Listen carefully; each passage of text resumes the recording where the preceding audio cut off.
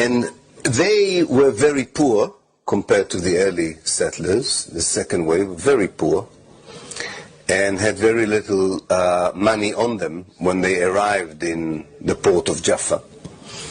They knew nothing about how farming and agriculture, because as you know, Jews in Russia and Eastern Europe were not allowed to work on cultivation of land, and had nowhere to stay, and didn't know how to make a living for themselves in the new country called Palestine.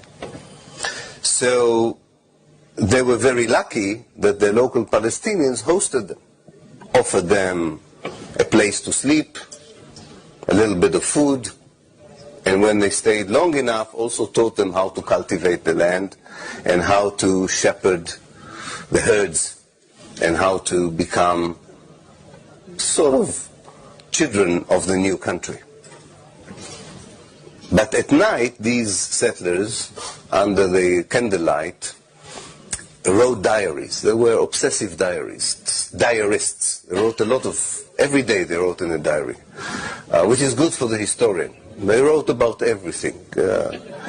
A mosquito bite, they didn't sleep well, a lot about the women they didn't like, the women didn't like the men didn't like the men.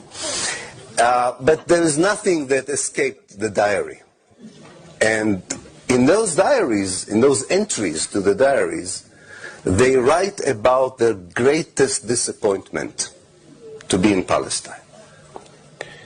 The main disappointment was that the place was full of foreigners. Especially those, of course, who hosted them. They were the main foreigners. And they were saying in their diaries, and I'm staying tonight in the house of one of these foreigners. And you have to understand this mindset. The mindset is, and hasn't changed.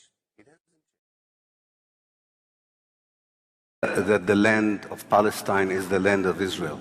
Always when you hear it, think about someone coming to you at the dead of night in London and tells you, I used to live in your house 2,000 years ago, and because of that, the house belongs to me. And the next day, they come with the police.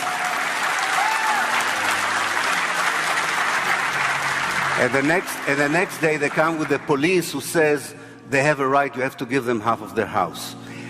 Zionism was a settler colonialist movement that was running away from persecution, but it wanted as much of Palestine as possible with as few Palestinians in it as possible. This was the aim of Zionism in the late 19th century. This is the aim of Zionism today.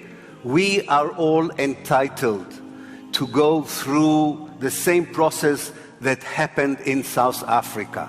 We are entitled as Jews and as Palestinians to live in one democratic state where everyone is equal, and stop and reject an ideology that claims that some people are equal and some people are not.